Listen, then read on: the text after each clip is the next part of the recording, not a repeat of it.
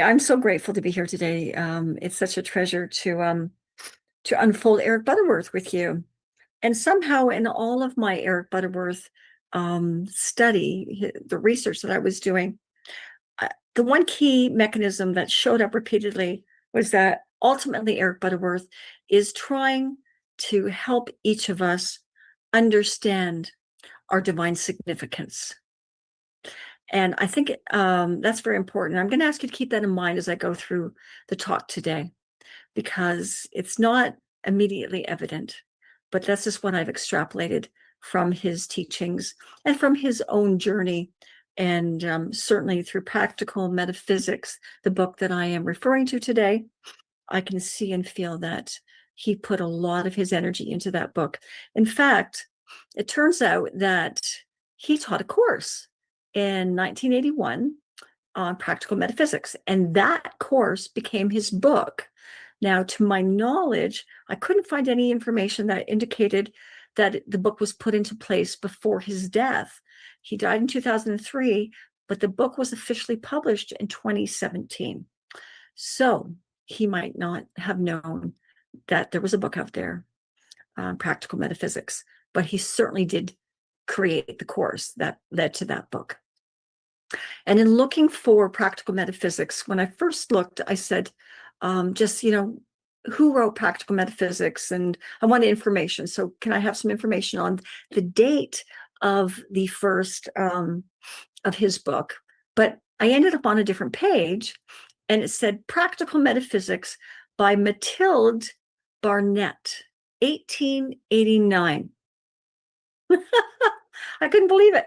So there was a Practical Metaphysics out there long before Eric Butterworth's book, 1889. And any of you who understand unity, you know that 1889 is important to unity, because it was the year that Myrtle and Charles put out their first magazine, and thus began unity. And so it's also a book about healing. So there was a lot of healing stuff going on connected to metaphysics. Thank you. Very early on in the late 1800s in particular. So my experience of people who do a lot of writing is that they tend to be introverted. It takes a lot of solitude and quiet to write books. But I also saw in my research on Eric that he was prolific as well in essays and presentations. So he would do a lot of work actually delivering his messages. And they were to thousands of people at a time. So you might think that, okay, maybe he's got a little extroversion in there too, but we don't really know absolutely. But he was the guy. He was the Unity superhero that showed up and took over Unity for a couple of decades and led it, especially from New York City. The thing about Eric is that he was very precise, right? He believed that every word mattered. So he would write paper after paper, like literally an hour and a half that he could present. People would just sit there and listen to him. It wasn't our services. He would just talk for an hour and a half, and every word mattered, and he would read it explicitly from his papers. He would not deviate. He was the kind of guy who just wanted to assure that everybody had the benefit of the unity teachings. And that to me is really profound. So I sense that he was a little bit of this, a little bit of that. And I don't know if you've ever heard of the word ambivert, right? So it's not introvert and it's not extrovert, but it's in the middle, right? It's the person who is social, can be, but really loves solitude. And every time I see his photo, I just get that sense that that's what he's like. And I know that I am like that too. So I have this sense that he is, I just pick up that energy from him. He was also a very gifted teacher. His stuff was right on the money. It's precise, it's profound. And his teachings took so many people into unity and also just helped them through everyday life.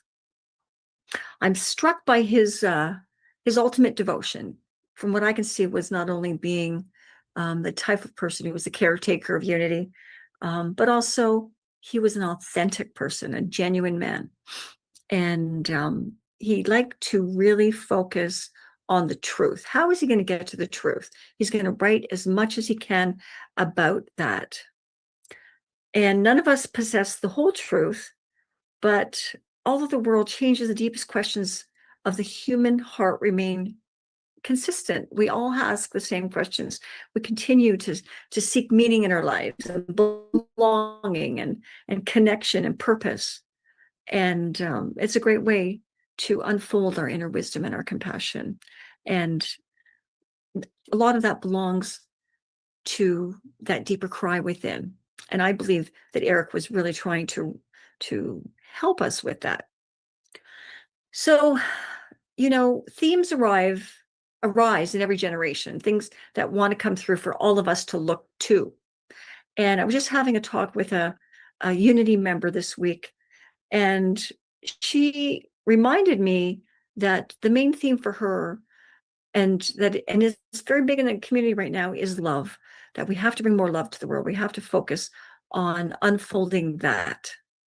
And so that's what her community is doing. And I really respect and appreciate that.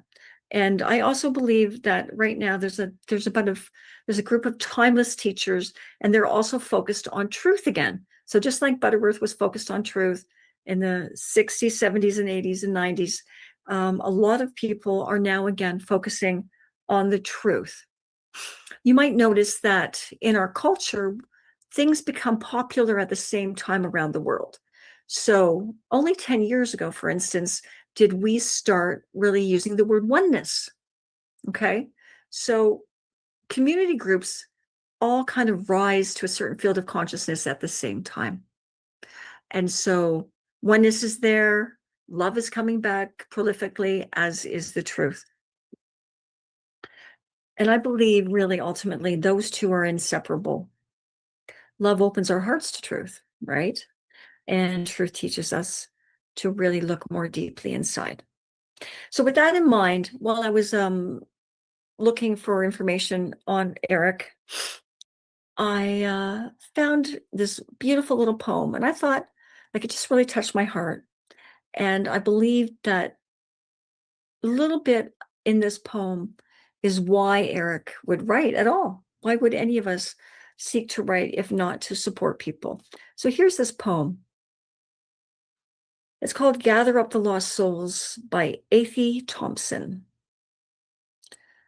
I shall gather up all the lost souls that wander the earth, all the ones who are alone, all the ones who are broken, and all the ones who never really fitted in. I shall gather them all up, and together we shall find a home. Actually, Athie said, we shall find our home. And I love that. I believe that a lot of us at Unity have been lost souls, and that Eric was one of those people who helped gather us together to find our home. Because home is about safety and security. And when you read the Butterworth books, you may very well find, like myself and a lot of other people have, that there's a lot of safety and security in knowing more about ourselves.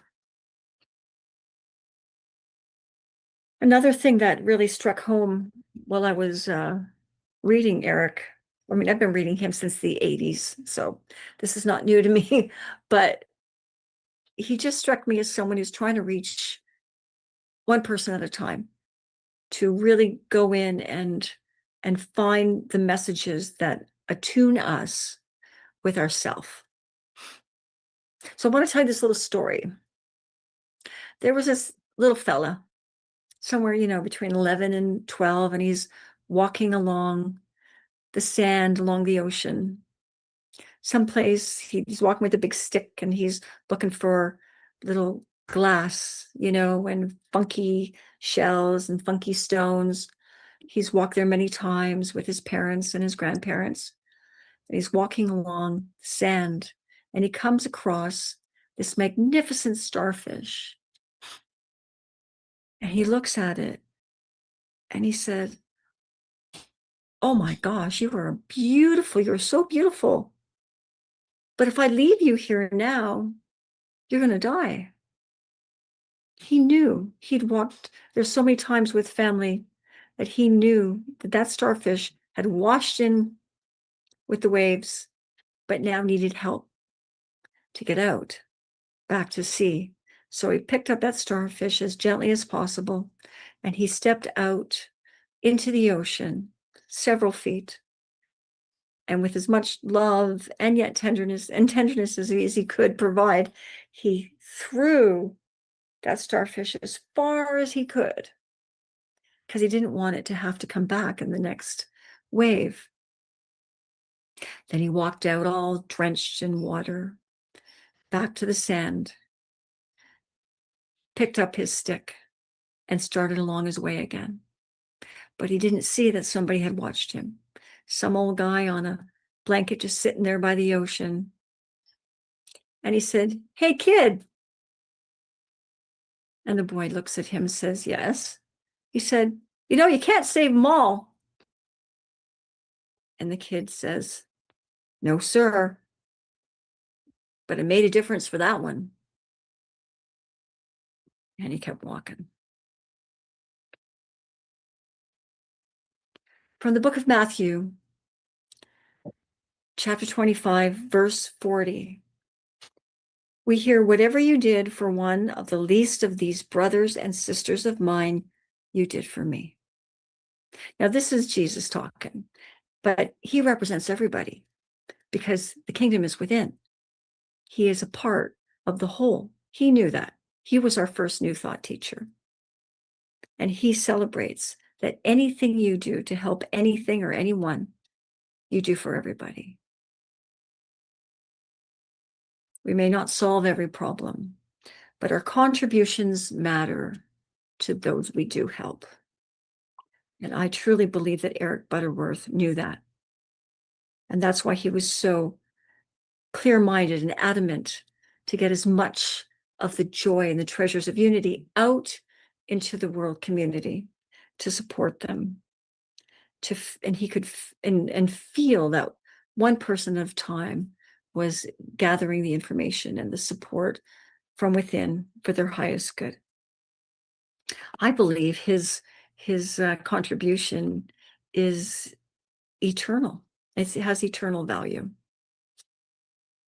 So when I think of practical metaphysics, I think, for some reason, I think of quantum.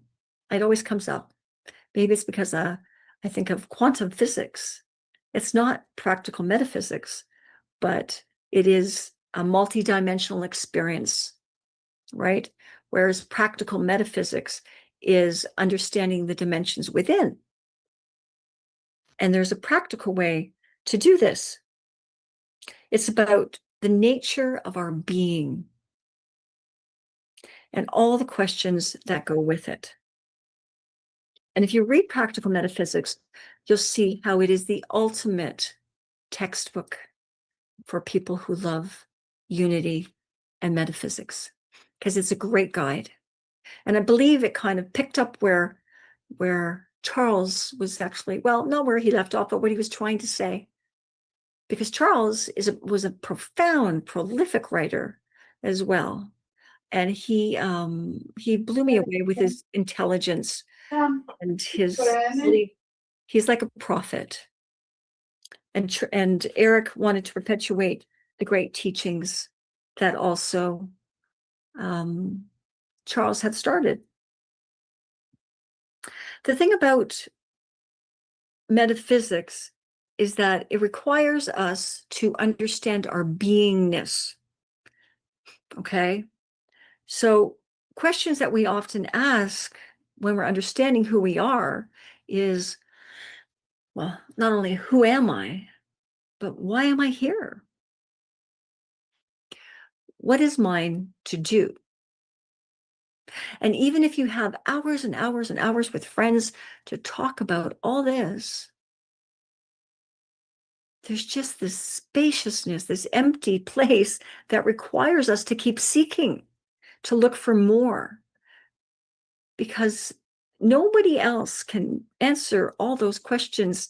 They're guides. Anybody who gives us the answer is a guide to do more work inside. And I found that in Butterworth's work, that's what he's doing. He's guiding us to do that inner work. And the thing I love about asking a question is that the answer is immediately there. It's there. You just have to now listen carefully, and you will see how quickly that comes to your awareness at many levels. So when we ask these questions, and I think probably most of us have at one point, we have found ourselves at unity.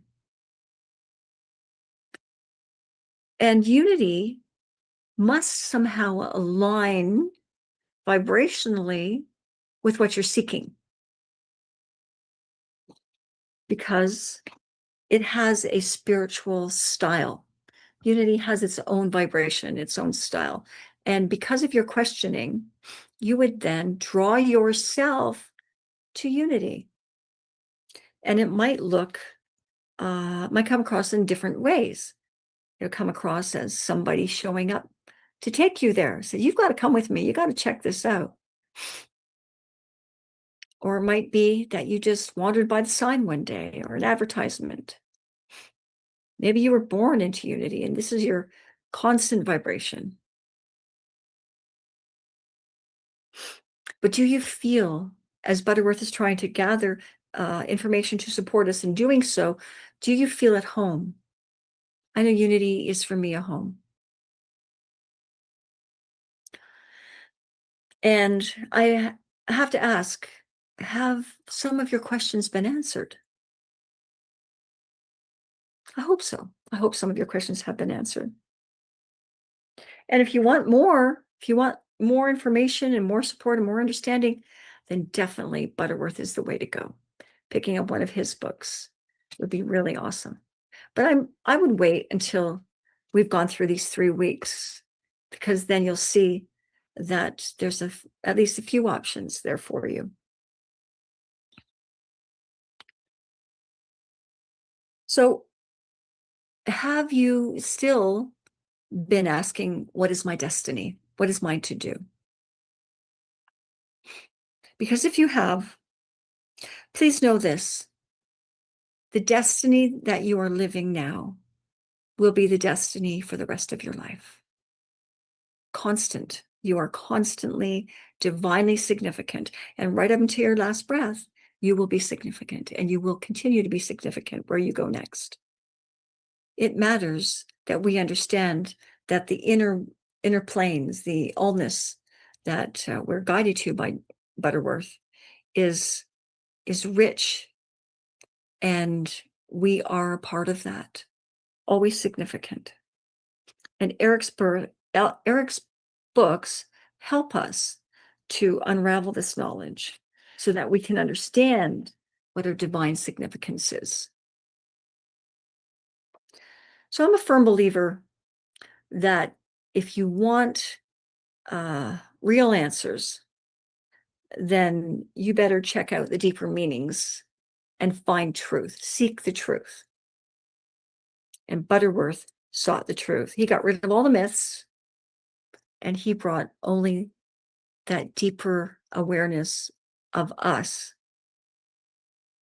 getting through life with our interdependence, with this inner wisdom, this guidance.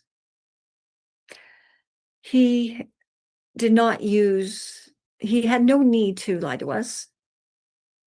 And I find that a lot of the religious world tells a lot of lies so that they can gather people together and keep them close, have some kind of control, have some kind of power to force people sometimes into what they don't want, but not at unity. And Butterworth was clear on that. He helps you come back to your own power. And I don't know if you know this, but a lot of people have used unity in recovery, because unity does define the divine as within you. and allowing you to feel that connection to that great power. And this is all throughout Eric Butterworth's books. So did you ever notice that when you were growing up, people tended to say, so what are you going to be when you grow up? Right? Going to be like your dad? You're going to be an accountant? Or you're going to be like your mom? You're going to be a teacher? But did you ever notice that nobody ever asked you, do you know who you are yet? Before they were trying to help you decide what you're going to be. Like, really? Like, just tell me. I'm going to be a lawyer. I'm going to be a cop. I'm going to be whatever, just like mom or dad or whatever. But we never had the chance to sit and to say, who am I? Why am I here? Certainly my generation didn't have that. Wouldn't it be great if they put these questions in the social studies of school, at school, in this educational system, that you get to ask these deep metaphysical questions and learn about yourself before you have to figure out what you're going to be later. You know, it's more logical, rational to do it that way.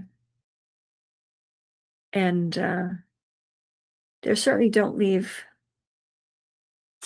a lot of room in our educational system to recognize that we are divinely significant, but we do have to perpetuate that at some level. And most of us find unity a little later. You know, I've met a few people, of course, who were raised in unity, and but a lot of us found unity as we went along. So not only do we have questions, but I believe that Eric Butterworth wrote all his questions out and then decided that he was going to answer them all. And those are in all of his 16 books. That's a lot of writing. That's a lot of knowledge.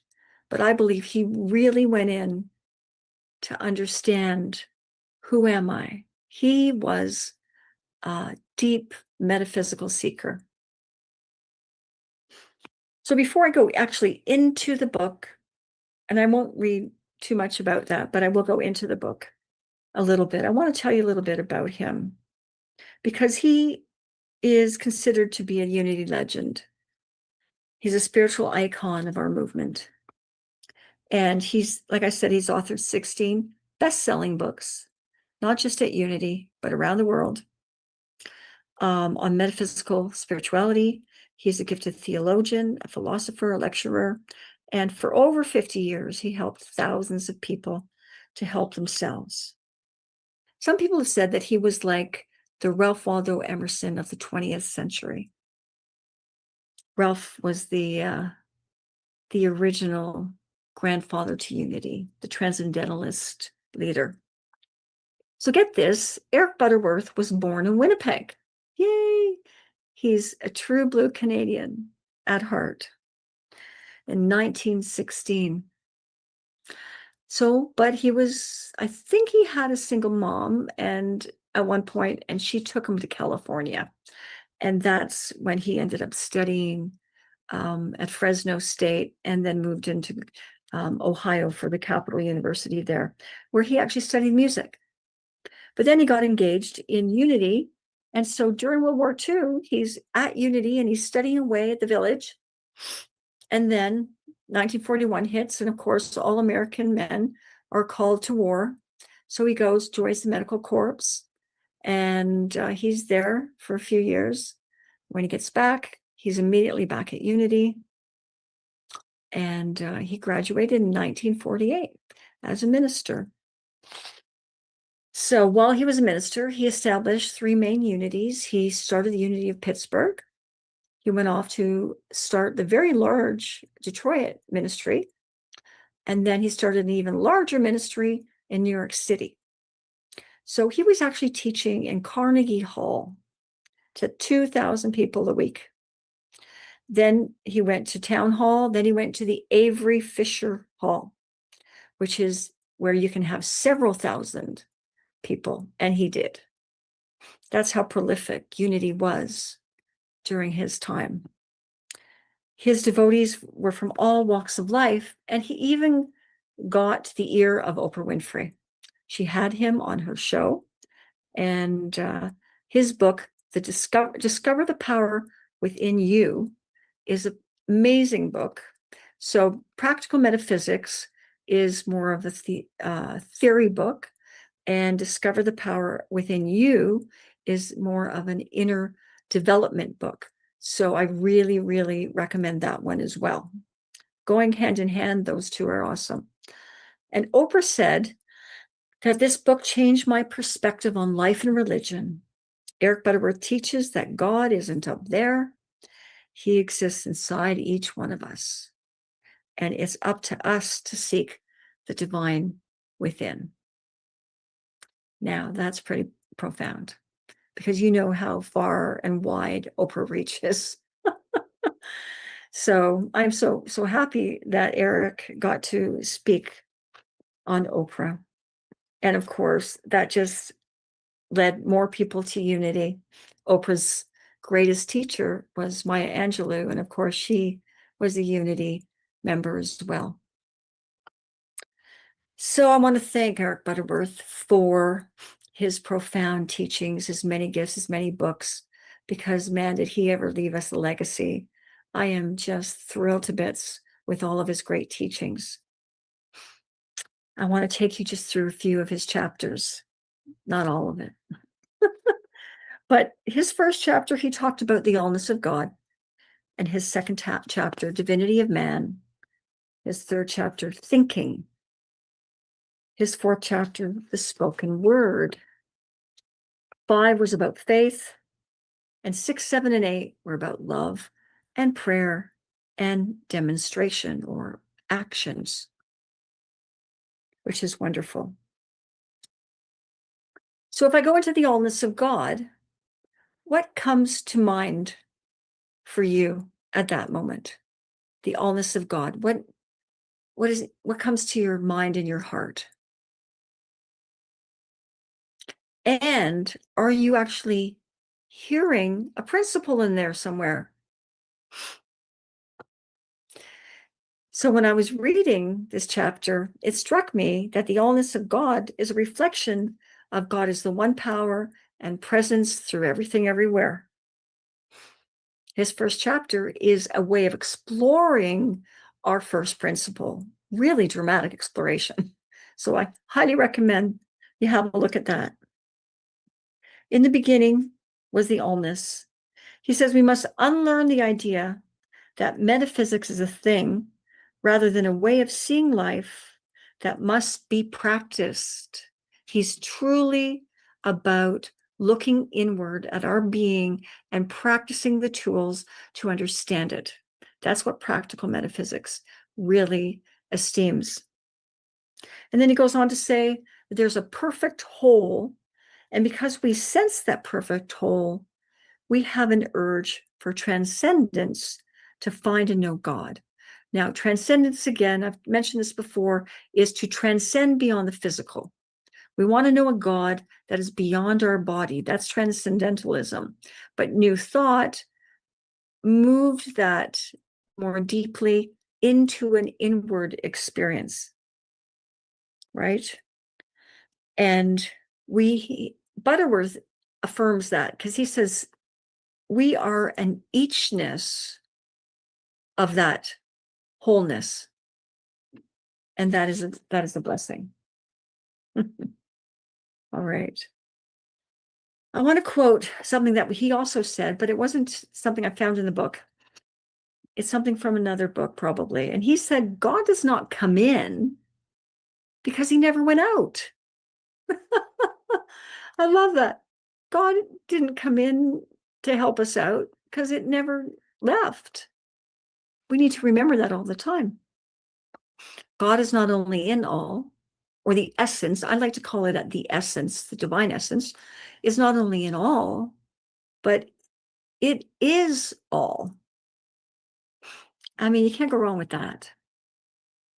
So if I go to the second chapter, it's called The Divinity of Man. Now, why is that familiar? The divinity of man. It could be principle number 2. So to be clear, the principles were not written yet when he wrote this, because they were written by the granddaughter of the Fillmores later in the 80s, I believe. So to give us something to reach into the community with, to say, okay, here's our basic structure, just so you know, because how do you explain unity? The principles are perfect.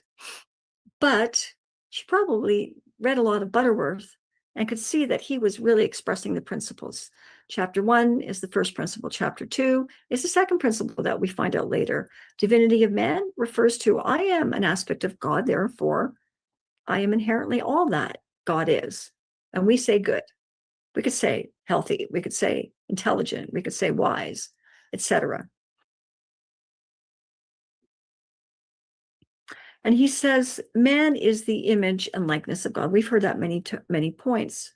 But he says, the Christ in you, the hope of glory, does not refer to Jesus, but to Christ, which was discovered by Jesus. Was discovered by Jesus. So what he's saying is that Jesus was the first person we know of who lived the Christ consciousness. Okay. So and he knows that this is the God possibility in everybody, you too. That now Christ is just a word. You could call it the star, you could call it the light, you could call it the happiness, whatever, but it just became a word that people use. It actually means anointed one. Okay, the word Christ. And it's a good understanding to have. If you remember, it means anointed one. It means that the person has moved up to the higher wisdom, because you're anointed usually on the forehead. And with that wisdom, you were able to enter states of consciousness. And those consciousness levels have led to the highest level, which is the Christ. And if you ever want to read about it, you can buy the book Power versus Force and pick up the David Hawkins book. It's a great book. So I always like to see similar quotes. So what other Unity person quoted something similar to what Eric was saying? So I have a Charles quote, of course, because they talk a lot about the same things. He cautions against imagining a far-off God and instead redirects attention to the spark of divinity within. Man has formed in his mind a far-off God, ignoring the spark of divinity shining in his own being. And that divinity, when you live that to its highest potential, is what Eric was referring to as the Christ. Just so you know. So then we move on to chapter 3. Thinking is chapter 3. Well, of course it is, which would, of course, be what? Right, principle number 3. At Unity in Ottawa, we say our heart guides our thoughts to create our highest good. So actually, I think we're the only community who puts heart in the principles that I've ever read, because the heart is becoming more remembered because it goes way, way back, thousands of years, to the Sufis. And now people are starting to talk about it more. If you look at the Heart Math Institute, or people are always now starting to refer to the heart. And so that's why we put it in, because it is known to receive the information of the world around us just a spark faster than the brain collects the information. So he talks about our thinking and the value of our thinking. And something that came up while I was doing this research, because a lot of people say, when we think, what happens with our thoughts? Right? We're going to have a couple things happen. We're going to have an emotional reaction, or we're going to have a physical reaction, Or we're going to have, yeah. So what I found out was that emotions can occur without conscious thought. So you can actually get to an emotion before you think.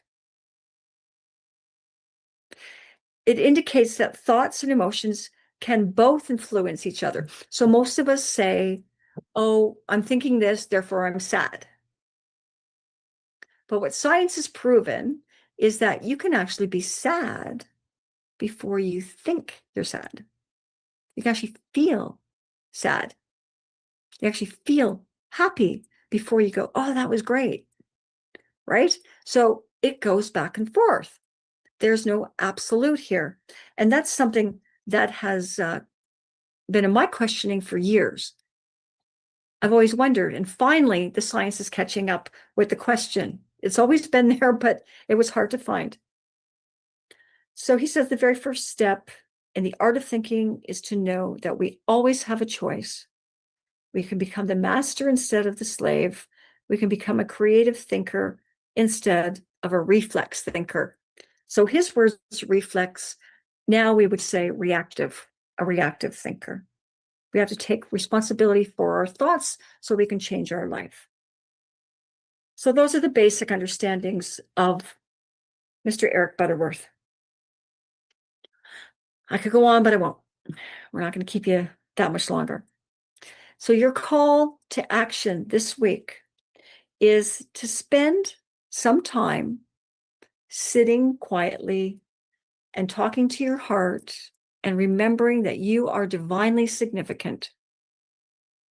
And with that divine awareness of your significance, what is mine to do? What is mine to do?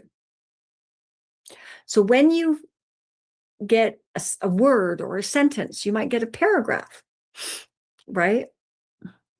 What is mine to do? I'm going to ask you to take those words, take small sentences, and then go to truthunity.net, truthunity.net, okay?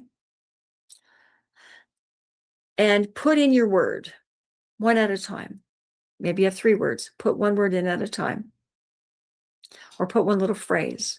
And then in the search button in the upper right corner, and then press enter and see what comes up. And see what value you can gather from some other metaphysical support coming out of Truth Unity that might help you unfold more of your divine significance. And I think that's a wonderful thing to try. So there you have it.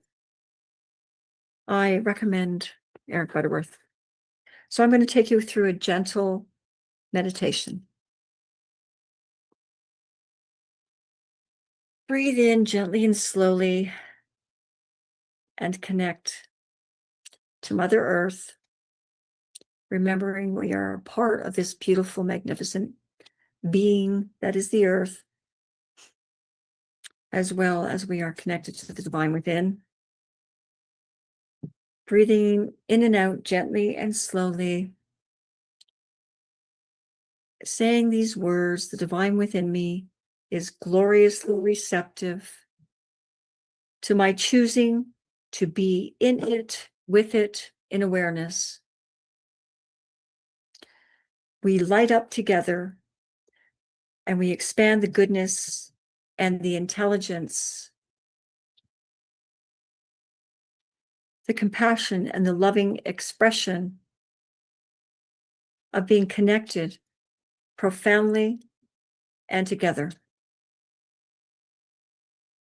What a blessing it is to be one with my divine light, the oneness, the infinite source. And through all that is, I am more fully awake, aware, and ready.